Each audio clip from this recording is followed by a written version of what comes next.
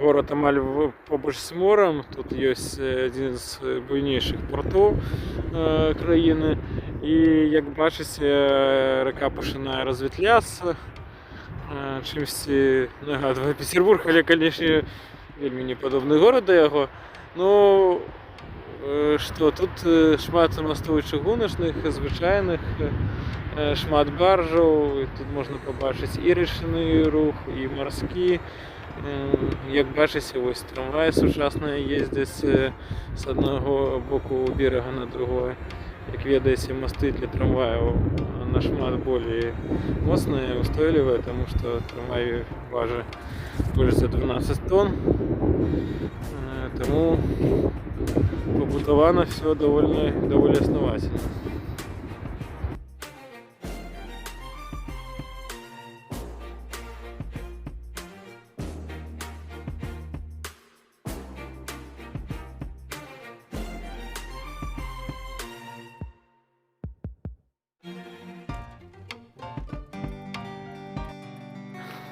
Находимся. Тут наверняка Иоганн Павел II или кто-то из них, ну и башня, вежа. Потом покажу снаружи. Ну, историческое наследие. Это то, что надо защищать. Ввогуле спадщина в городах это то, что у нас было шмат, але камуністычная ўлада разбурыла большую частку гістарычнага Менска, знеслі пару вітаўта в горадні. Зараз акупацыйная ўлада, ой, як прыгожа, паганіць, я лішу замак пры рэканструкцыі ў горадні, увогуле паганіць гарады, тым, што не ставіцца з павагай да гістарычных прастораў. Бачыце, тут ось такія лавы, дзе можна слухаць штосьці. Тут бывае опера і гэтак далей. Нічога не прастаивае. Ну, просто цуд. Вось менавіта таму Европа самая фотографируемая частка свету, самая навідавальная турыстамі, самая, я лічу, ввогуле эканамічна паспяховая частка планеты, таму што да сваёй спадчыны, да сваёй архітэктуры, для гарадоў яны не ставяцца абыякава. Вось. Еўрапейскі ставіцца, гэта ставіцца адказна да ўсяго, што ты калісьці пабудаваўся, будуеш. Неяк так. Прыгожа, проста неверагодна прыгожа.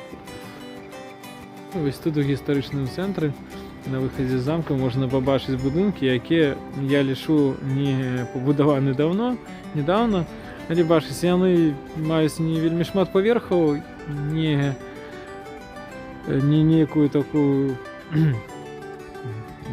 маюць не вельмі такую выразную там канфліктуючую архітэктуру з гістарычнымі будынкамі, і цалкам, ну, атмасфера старага горада не паганіцца. Бок можна у гістарычных цэнтрах будаваць новыя будынкі, але яны павінны быць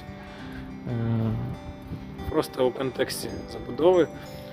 Бачыце, як все добра зроблена гранітам машчэнне. Ну і я так разумею, што тут аўтамабільны рух максімум толькі для мясцовых жыхароў, ніякіх транзітных утульных аб'ездаў праз цэнтр, праз кварталы няма. І я думаю, што тут падчас, калі не ковід, калі не нядзеля, то тут таксама ёсць нейкі гандаль, кавярні і так далей. Это утульнае месца.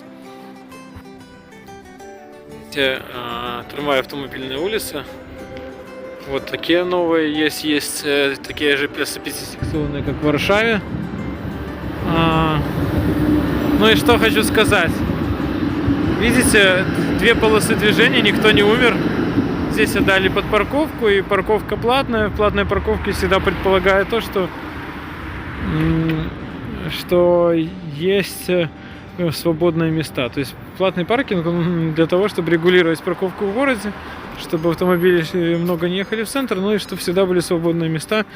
Поэтому везде стоят паркоматы. Цены наверняка варьируются от того, сколько вообще как в городе спрос на автомобили есть и так далее. И спросом автомобильным надо управлять, иначе все превратится в полный хаос в Москву, в Америку, в Лос-Анджелес и так далее. Европа этого не допускает.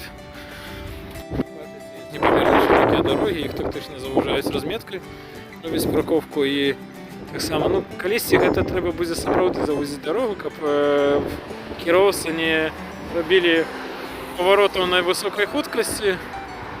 Чем меньше хуткость, тем беспечнее.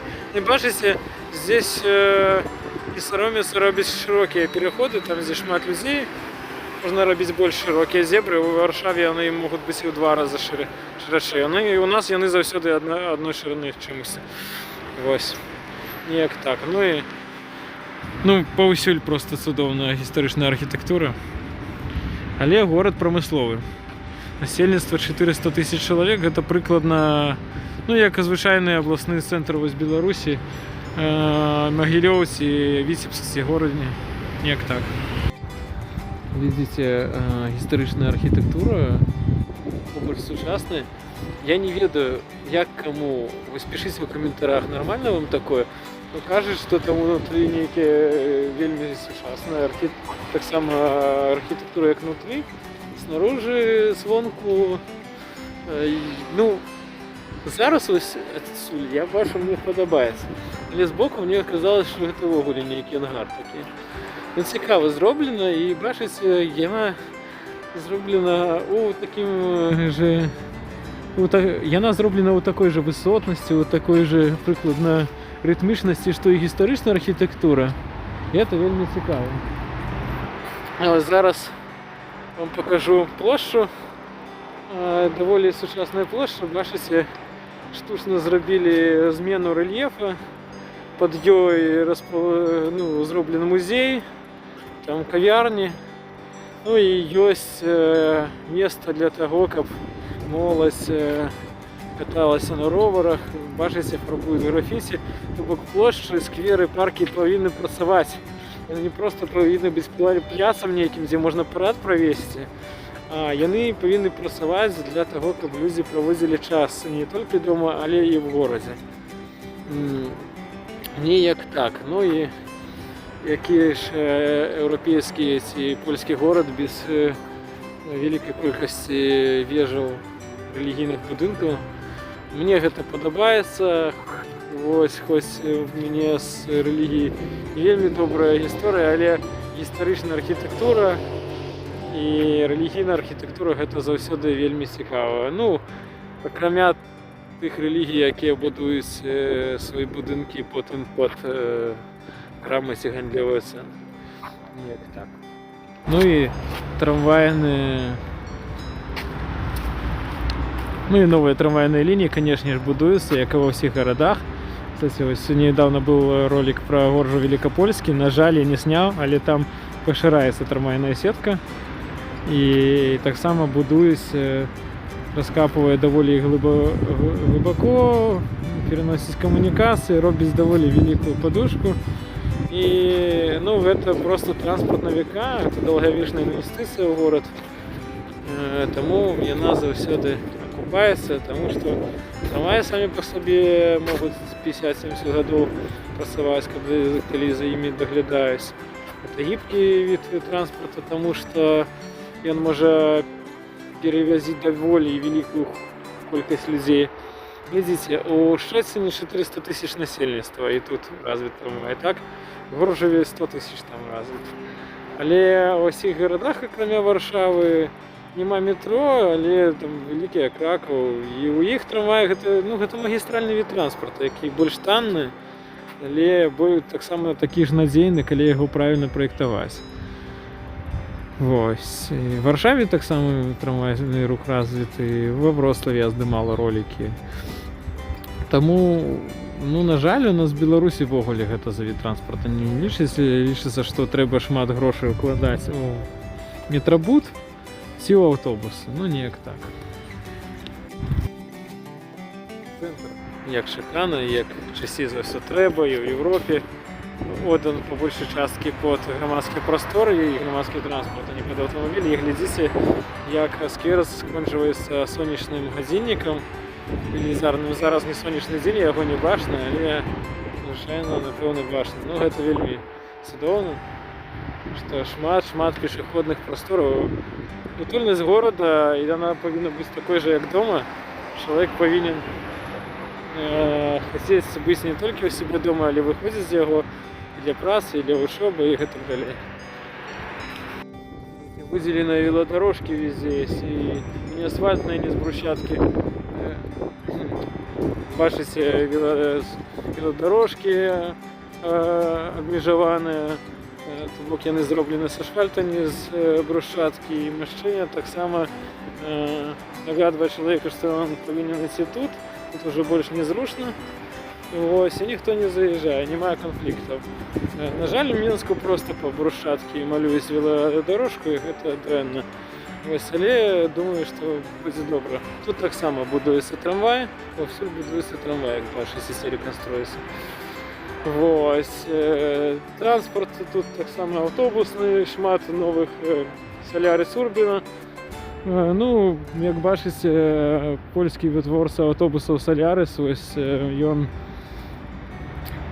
ён в адрозненне ад Маза ўжо захапіў весь рынок Европы і пастаўляе паўсюль свае аўтобусы, тралейбусы і гэтак далей.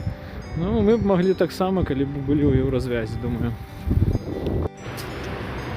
Те самые новые Солярис Урбина или Урбио.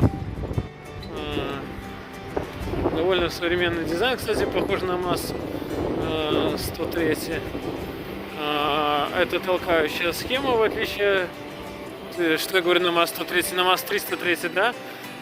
Если бы он был сочлененный. Толкающая схема, как в МАЗе 216, как в 215, здесь нас сочленений не экономят. Ну и довольно популярная в Европе в Польше модель. Иногда у нее клиренс, просто, возможно, сейчас водитель не хочет наклонять автобус перед остановкой. Здесь тут и бордюра нет, в принципе. Но таких автобусов здесь много. Подходим к портовому району. Это, я так разумею, это старые краны, которые уже отремонтовали, сделали как помник. Ну и далее можете бачить шмат портовых кранов.